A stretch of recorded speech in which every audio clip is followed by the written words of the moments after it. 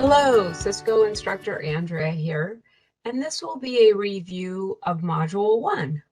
Before we get started, I wanted to talk to you a little bit about reviewing the material and some assignments that are associated with this. So if you look here for Module 1, we have the learning resources and a survey at the end. You can come here to read the online book, as well as review audio recordings of the book. And then usually there's a few helpful videos as well. So here's a couple videos that are related. They're very helpful. Here are the Cisco PowerPoints, which might be similar to what I go over. And then lastly, there is a full Cisco PowerPoint review at the very end, which again might be similar to what I do. It's just going to be going over the Cisco PowerPoints. A good idea when you are going to be watching this video or any future videos and reading the book is to look at the important topics and objectives that we're encouraging you to take notes on. This in no way is an exhaustive list of important things that will be in each module. They're just things that we've picked out to try to help focus your studying and focus what you are learning. Sometimes you might read things that you totally understand and you already know about. What I would suggest is that you don't take a lot of time to take notes on that. You just give yourself a keyword to help you remember that it was covered in the module. The other thing is this assignment for taking handwritten notes and turning them in, that is not supposed to be an assignment for you to just word for word write something out of the book or word for word write something out of the PowerPoint. It's designed to help you assimilate the knowledge and verify that you understand it, because the more you understand it and the more embedded it is, the easier it will be for you to recall. So I think a good gauge is to ask yourself, would you be able to answer these questions in a job interview? Would you be able to talk to a friend or a coworker about them without needing to go look them up? So here are some of the things that are a good idea to think about in Module 1. What is the difference between a LAN, a WAN, and a WLAN? Now, if you are already familiar with those terms and you would be able to explain them to somebody, well, then what I would do when I'm taking notes is I would just write the terms down. I wouldn't take a lot of time to explain them because I already know it. Now, if I had never heard the term LAN, WAN, and WLAN, or I didn't know what they were and how they relate to networking, when I was done reviewing the module resources, like reading the book and listening to this audio and video, I might say to myself, okay, how do I recap what a LAN is? But can I just write that free flow without having to look it up? Same with a WAN and a WLAN. Or what about this? What is the role of media? What is an intermediary device? Can I answer those questions without going back and looking them up? And if not, that's okay. Go and look them up. But when you're taking your notes and you're writing your notes, I would definitely avoid just writing something word for word. See what your brain translates that information to, because it will really improve your ability to remember what it is and to use that in the real world. Okay, with that, let's get started on reviewing Module 1. Okay, you might find that a lot of Module 1 will be stuff that you're familiar with because it is just the beginning of networking. And it's talking about how networking more or less is already in our lives and impacting our lives. We're just coming out of the pandemic. I'm making this video in 2021, and because of everything that the internet and IT and networking has done for us, it has really allowed most of us to be able to continue to learn, communicate with each other, work, play. I mean, networking has really improved our lives at this time because of the way that the pandemic has limited our lives. I want to take this time to say, if you're taking this networking class, that is awesome and congratulations. I want to just let you know how important networking is to every field in IT. It is the cornerstone or the foundation of almost every IT job out there, whether it's end management, endpoint management, domain management, server, networking, rack and stacking, cable management, cybersecurity, programming. All of those jobs started at networking, or networking has some role in it, especially things like networking jobs, network administrator, network engineer, and cybersecurity. It's either 86 or 87% of all cybersecurity professionals started out in networking jobs. Why is that? Well, because really what cybersecurity is protecting the networks that are built or detecting vulnerabilities of networks that have been built. So if you're thinking of going into cybersecurity, the greater understanding and the greater ability you have in networking, the higher up the chain you'll be able to start and go into for cybersecurity. It's an integral piece of cybersecurity. As a matter of fact, I would go so far as to say cybersecurity is just the security of networking, okay? There's networks of many different types and sizes. I hope in this class you will think about things that maybe you hadn't thought of before. So like in our homes, we're running small networks. We may have a router or a wireless router. And if you're like me, I've got a couple TVs. I've got a couple of computers. My air conditioning is actually linked to my wireless router, my cell phone. So I'm running this small local area network in my home. Small offices, mid-sized to large businesses, and then worldwide networks. You and I can send an email to Japan. We can order something from Europe. We can communicate, right? All of that is possible because of networking and the networks being connected. Providing resources in a network. A common term that you will hear, or terminology that you'll hear, is client and servers, clients and servers. So I want you to think about this. What is the primary difference between servers and clients? And in this diagram, we've got a representation of a couple of different servers. Here's a file server, a web server, an email server. Over here, I've got a combined server where it's running email, web, and file. And then notice around here, we've got our end devices, our file access client, our browser client, and email client. The same thing goes over here. So have you thought about this and what the difference is? Okay. So servers are basically computers with software built into them that enable them to provide information. So they're serving information. They're a storage place for this information, okay? And clients are going to be computers or end devices with software installed on them that allow them to request this information from the server. That is called the client-server model.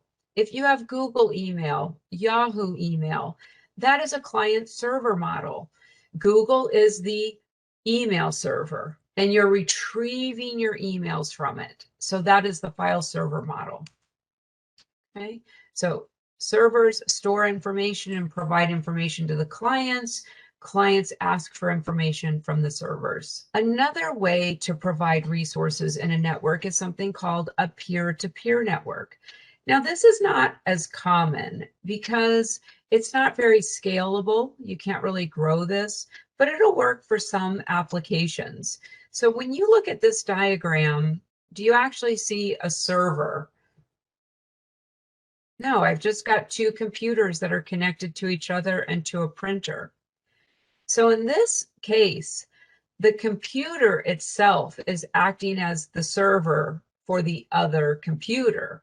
So one computer is going to be sharing the files with the other computer, and then this computer, the print computer, is sharing print resources with this computer.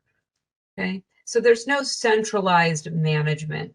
They're just kind of working together. There's different components of a network. A lot of these things that we're going to be talking about is terminology and vocabulary. It will be important for you to understand and know this vocabulary because we will be using it throughout all of our networking courses, and it's the terminology and vocabulary of IT. So you'll be using it in all your IT classes, jobs, careers, etc. So first of all, we have devices. Well, devices are things like computers, servers, routers, and switches. Another important term to understand is this term media. You may have heard the term media, and you might think about something like a DVD or a CD, the way that you listen to music, the way that you hear a podcast. But in the world of networking, media means something different. What is media in terms of networking? Media in terms of networking is a physical thing. It's a physical component, and it means things like the cable, the fiber optic, the Ethernet, the radio frequency. So it's whatever the physical component is that connects two devices together that allow them to communicate and allows the data to move across the network. And then we have services. What are the different services and applications? Email, file serving, web service, things like that. It's the applications that are going to be on our clients and on our servers. These next terms, again, are terms that we'll be using all of the time. It's a good idea to familiarize yourself with them and make sure that you if you see these icons, that you'll know what they represent. What is an end device? An end device is something that's at the end of our network. Now, usually that's a device that you and I as users would be interacting with. A desktop computer, a laptop, an iPad, an iPhone, such as a VoIP phone, printers, things that are at the end. And these are just some common icons that you might see us use in this class. Now, here's the next thing that I really want you to make sure you understand and know what this is, because we will use it all the time. And for the most part, a lot of networking is related to this term, and that is intermediary network devices or intermediary devices.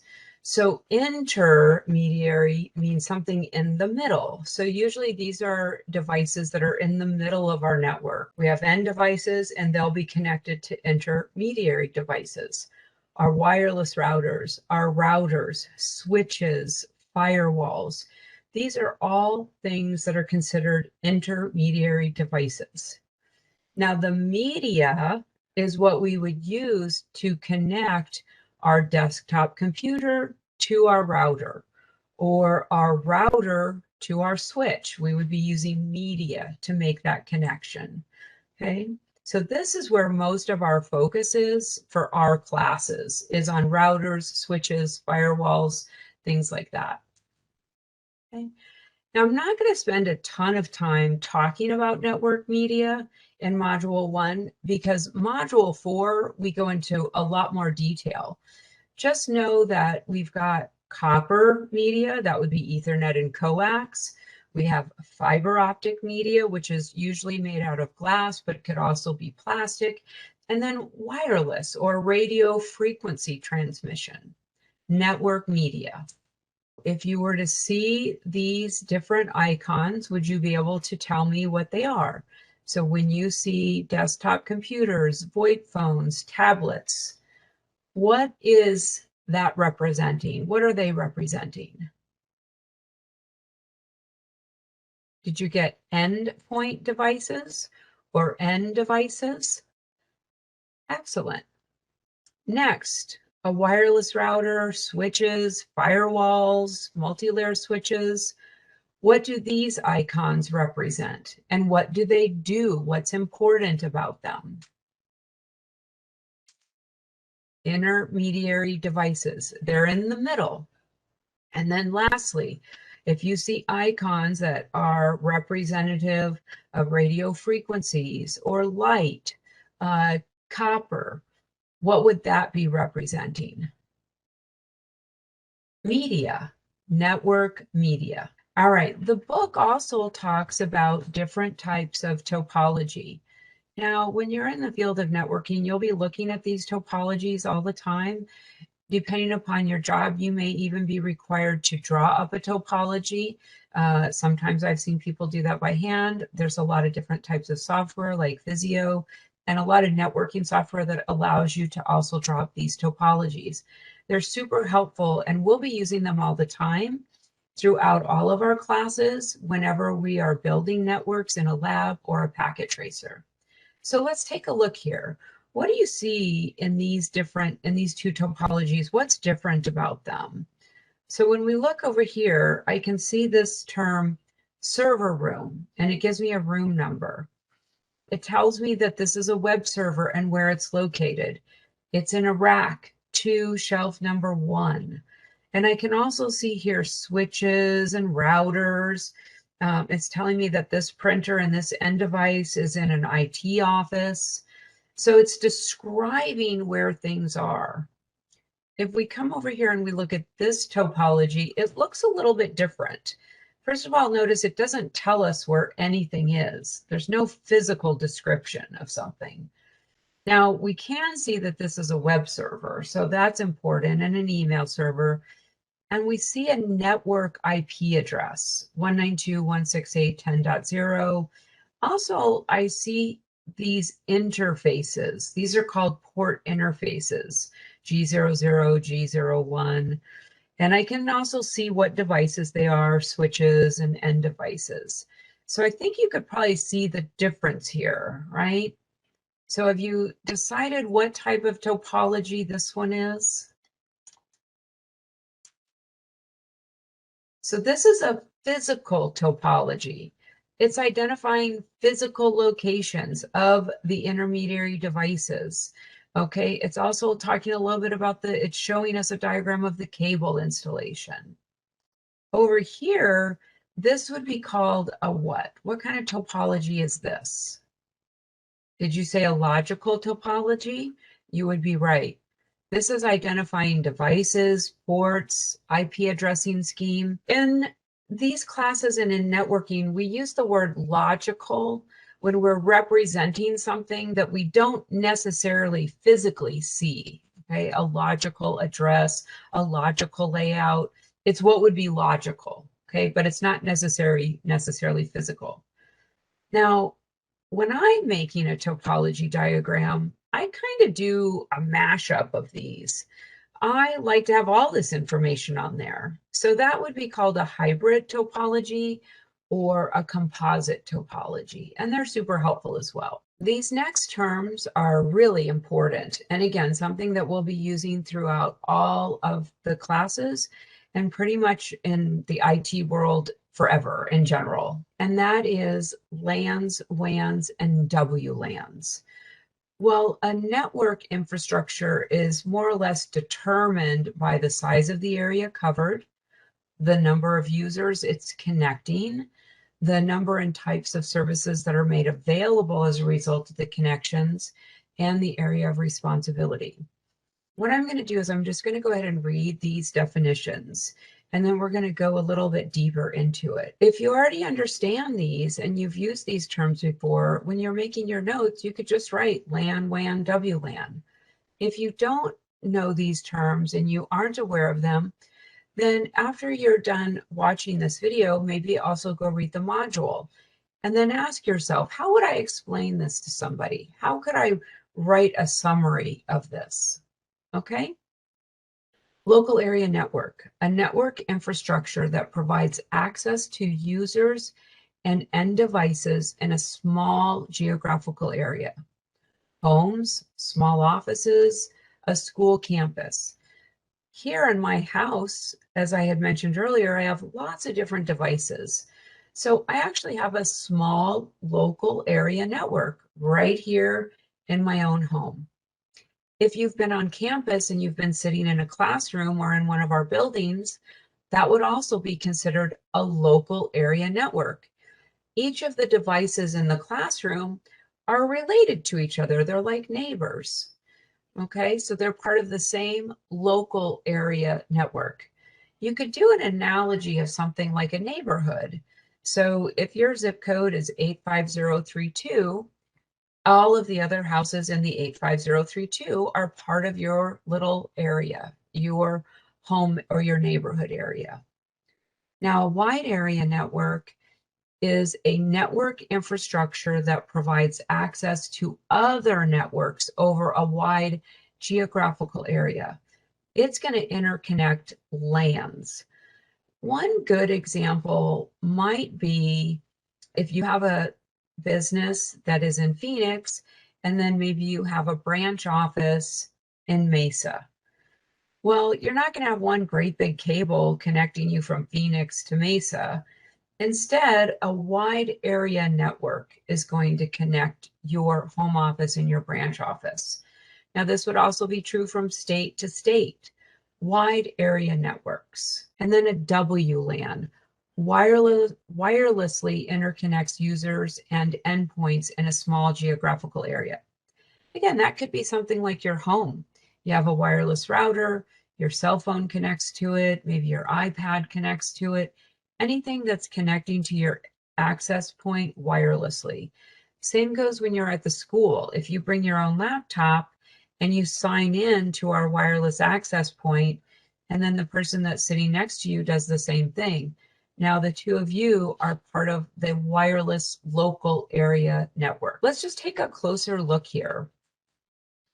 So if we look at a local area network, it's interconnecting end devices in a limited area.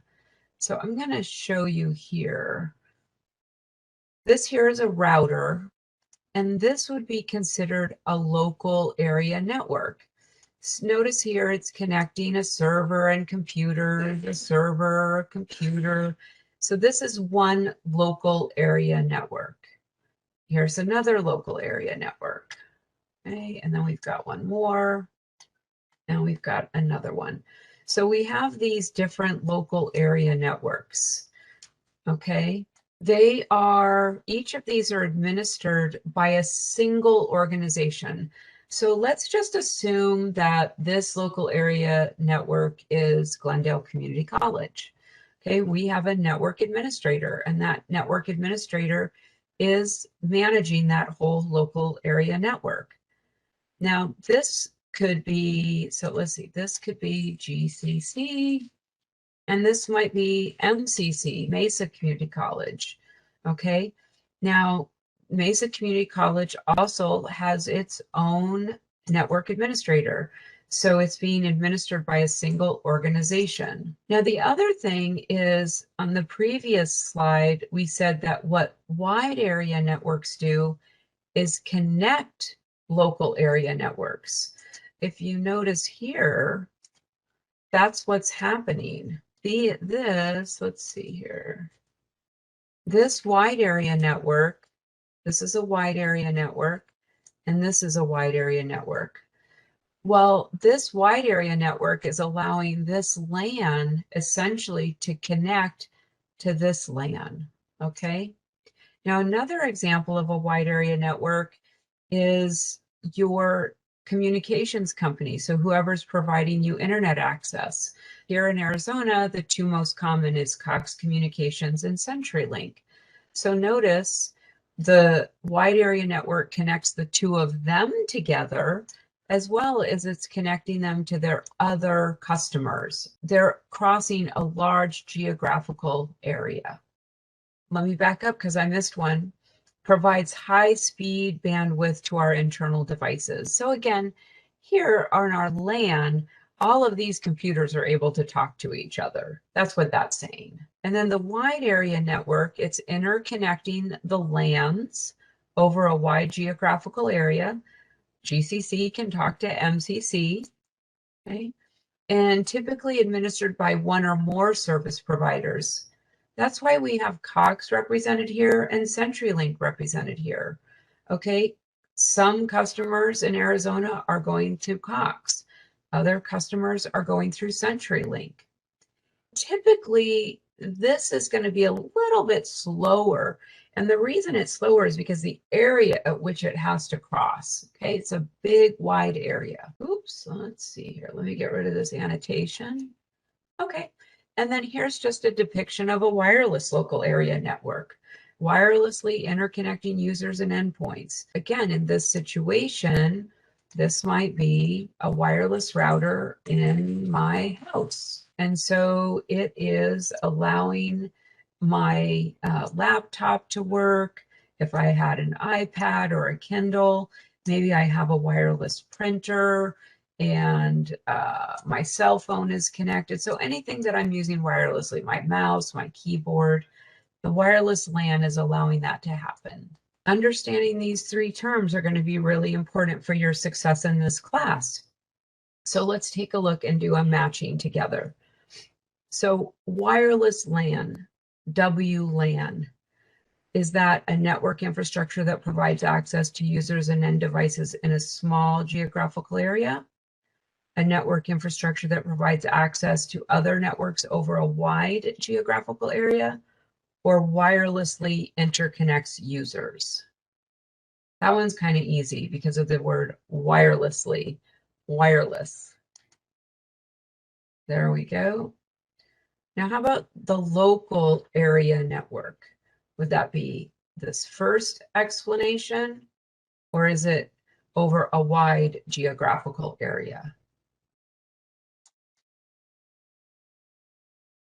A network infrastructure in a small geographical, it's local. And then lastly, our wide area network. That is connecting our LANs over a wide area. Where does the internet fit in with all of this? And what is the internet? This is a common question on the CCNA exam. It'll give you a multiple choice, and the multiple choice will be kind of confusing the way they word things. So you want to be able to think about what the internet is, and that is a worldwide collection of LANs and WANs.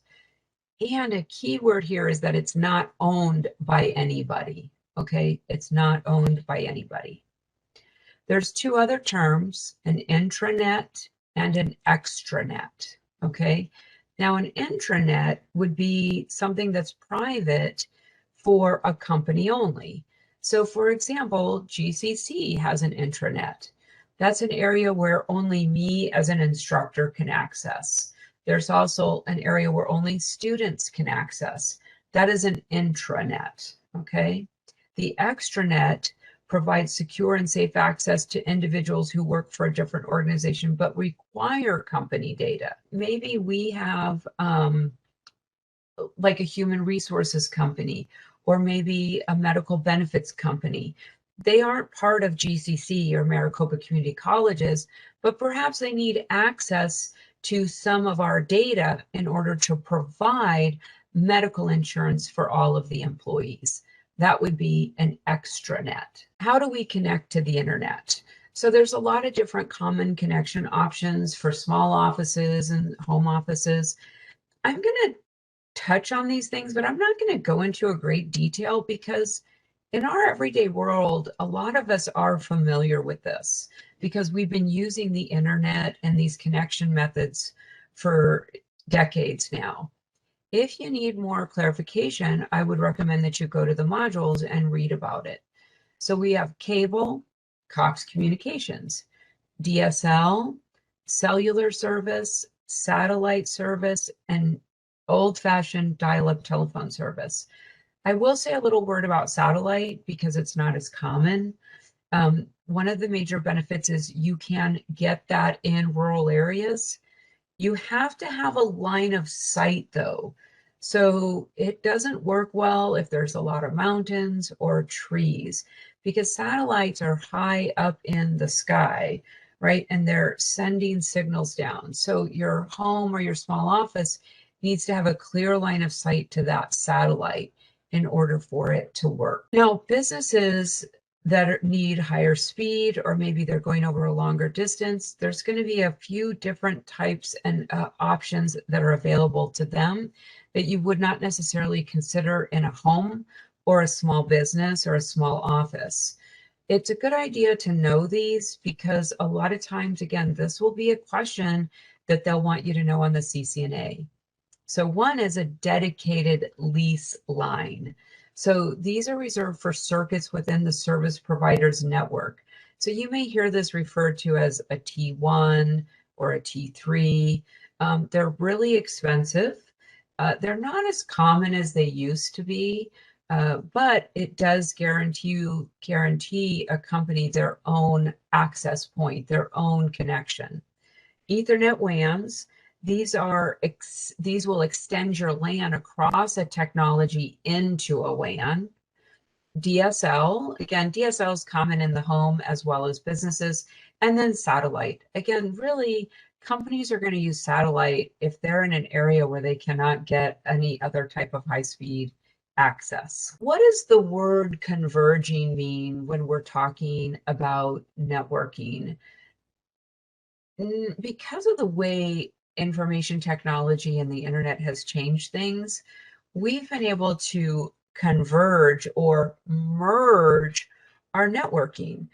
In the past, you would have different providers and different services for each thing in your business, for example.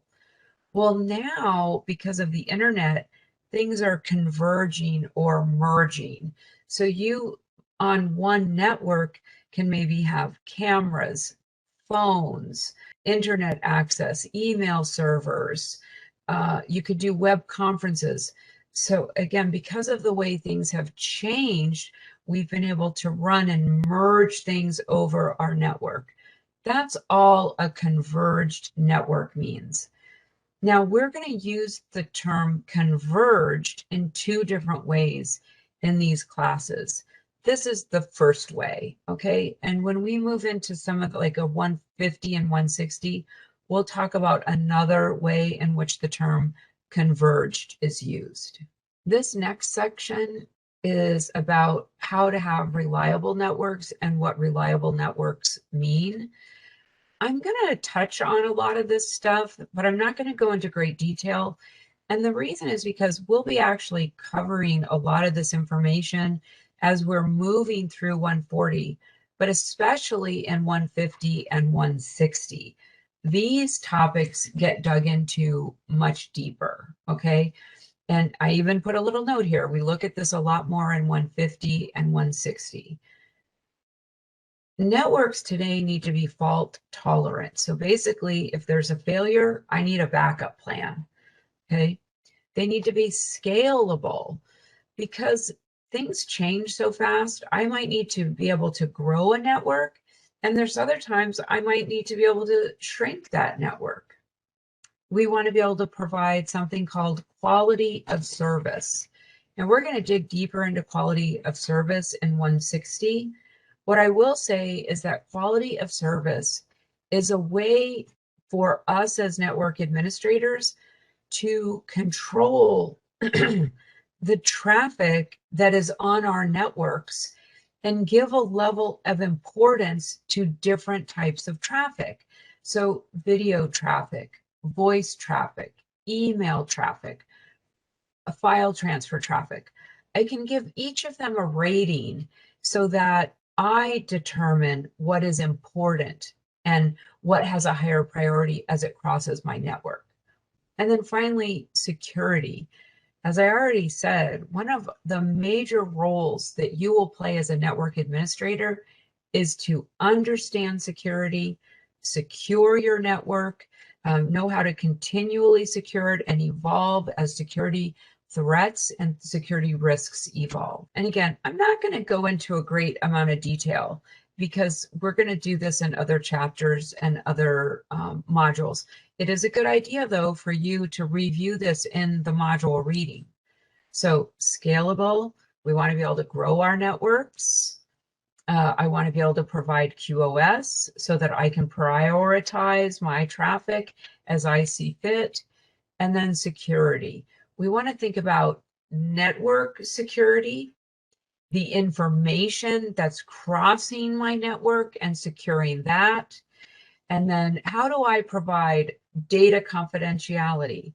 How do I provide integrity that I guarantee that what I'm sending is what ends up on the other side. And then is it going to be available when it's supposed to be? Okay. Again, we're going to talk about these things in other modules. Network trends. This next section in the module is about network trends. Same thing goes here. I'm going to touch on this stuff, but I'm not going to go into great detail for everything, but I am going to point out the stuff that I think is important. Okay. One thing is IT is evolving and changing constantly. Again, here we are, we're in May of 2021. We're at the end of a dramatic pandemic. And when I say dramatic, it has changed so many things. And especially in the areas of online collaboration, video communication. If it weren't for online collaboration and video communication, the world really would have potentially just come to a halt as far as any business goes. I mean, I know that things really did change and there was a big slowdown, but because of the way we've evolved and technology has advanced, really we were able to keep everything going. Another trend is bring your own device. I don't know about you, but when I, need to work, I could go to a coffee shop, I could go to school and have my laptop, have my handy cell phone, right? I bring my own device. And even at the school, we've talked about how we probably don't need to buy as many computers because so many students are bringing their own device to campus. And then cloud computing. Cloud computing is an area that I strongly recommend you put on your to-do list. Everything is moving into the cloud, and I don't mean that figuratively. I mean that in reality. A lot of things are moving into the cloud. So just like I think networking is a fundamental skill if you're going into IT, and the better you understand networks and the better you understand the way data flows, the better off you'll be and the better job you'll be able to get, the faster you'll be able to move through your career and advancement. The same is true with cloud computing.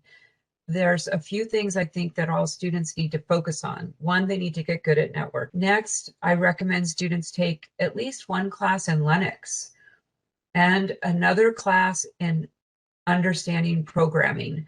You don't need to become a programming genius, but it is a good idea to at least understand or know how to do some basic programs, either in Ruby, Rust, Python, C++, and then cloud computing.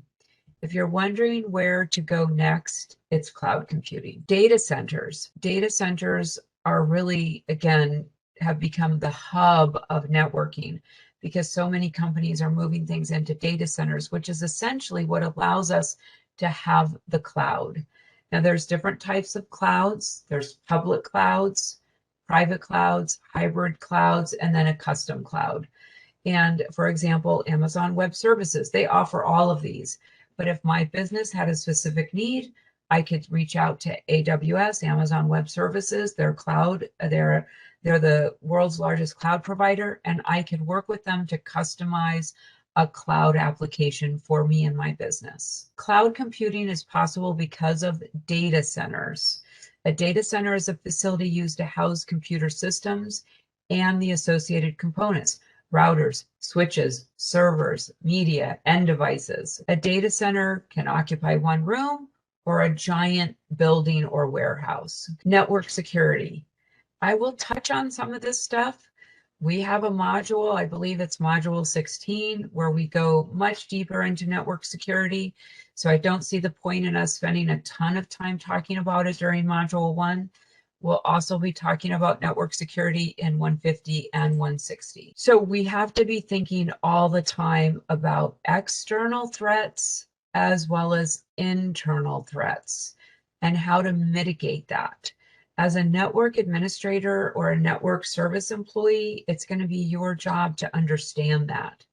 And frankly, even if you're just an employee of a regular company, you want to understand how to help protect your company by practicing good security skills and good security practices. So the different types of external threats, viruses, worms, Trojan horses, spyware and adware, there's a lot of different types of attacks that can happen. Lately, we've been hearing a lot about that SolarWinds hack. and the damage that's done. Also, there was a pipeline hack recently. Your data could be stolen, it could be intercepted, it could be redirected, all things that you have to think about as a network administrator. Internal threats, people stealing devices, losing devices, purposely or accidentally misusing the equipment, malicious employees plugging in a thumb drive that's been poisoned, right? So there's a lot of different things to think about. Security has to be implemented at all different layers. Now we're going to start talking about something called the OSI model and the TCP/IP model. Well, this is a protocol model that explains how data moves through these networks. We'll be talking about how to implement security at each of those layers, as well as the different types of attacks that can happen at those layers. Okay, larger networks. Again, we'll be talking about these larger networks that we might need to set up a dedicated firewall, access control lists, intrusion prevention systems, VPNs. All of this is stuff we cover in 160. And then in module 16, we'll dig in deeper about these vocabulary terms and how to apply them in our networking lives. Okay, so that is it for this module. The next thing I want to do is I do want to give you a little preview of some things to focus on for module 2. This is not an exhaustive list, okay?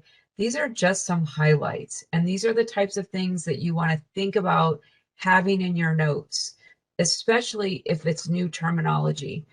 And one of the things about all of these Cisco classes, especially the first one, is it's going to take a little time, because unless you've been working in the field of IT, and a lot of times students taking these classes haven't. I mean, sometimes they have, is we're learning a new language.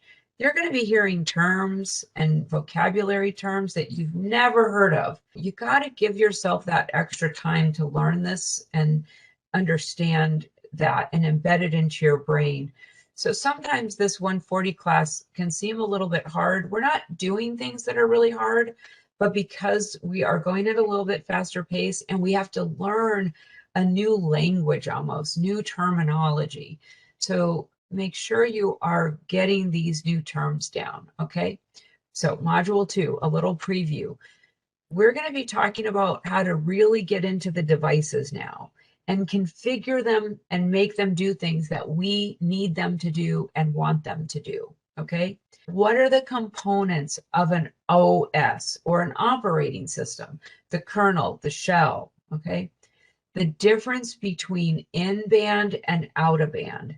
This is so important. And we will also be talking about this probably on day 1 or 2, maybe even day 3 of class.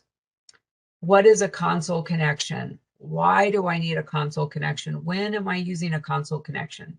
And you'll see that we're using console connections in our labs every time. What are the basic CLI commands? And CLI stands for command line. Okay, so what are the command line commands for doing basic commands in our routers and switches? How do I use the help features? Inside of our routers and switches, in the command line, there's different ways and different, for example, the question mark. I can hit the question mark and it will give me some ideas of other commands to use. What are our basic security commands for our routers and our switches? What is the difference between the running configuration and the startup configuration? Where are they stored? Why are they important? When do I do the command running config? Those are the things to pay attention to. And what is an SVI? A switch virtual interface. We are going to be talking about SVIs a lot, okay? So the sooner you understand an SVI, the easier that will be for you. And we'll spend a lot of time in class going over SVIs. It looks like I've also got a little preview for module 3. So I'm going to also just go ahead and go over this one for you. Repetition is something that you'll see I'm really big on. And so it'll be fine for me to tell it to you now, and then you may hear it again in module 2. So chapter 3, it's a little bit bigger, and it is got some, again, a lot more new terms in it, okay? So I'm just advising you want to organize your time appropriately. One of the keys to success in this class is just time management. Really, what we're doing isn't that it's so hard. It's just that we are, like this particular class, you will probably either be in an 8-week class. Sometimes people are in 12-week classes, 10 weeks, 14 weeks, right? But either way, we're always covering 16 weeks of material. So we've got to condense stuff. So it's not that it's so hard. We're just going fast, and you've got to pick up things. And that's why I tell everyone to take notes. Take copious notes, because you'll always be able to go back and refer to those notes. Okay, a module 3 preview. What is a protocol suite? Okay, and I actually mentioned that earlier in module 1. Okay, so we talk about it in module 3. There's 3 fundamental requirements of communication methods. What are the 3 fundamentals? Okay, so when you're reading the module, watching the videos, that's what you're looking for. What is the definition of encoding and decoding? What is a frame? What does segmentation mean? What is encapsulation? So these are really important terms in the field of networking. What are the different delivery methods? Well, there's 3 of them: unicast, multicast, and broadcast. What are they? When are they used? Why is it important? The OSI model. What is the OSI model, and what are its layers? I will tell you that the OSI model is a protocol suite, and there's 7 layers: application, presentation, session, transport, network, data link, and physical. I want you to be able to get to the point where you can name those off just like I did.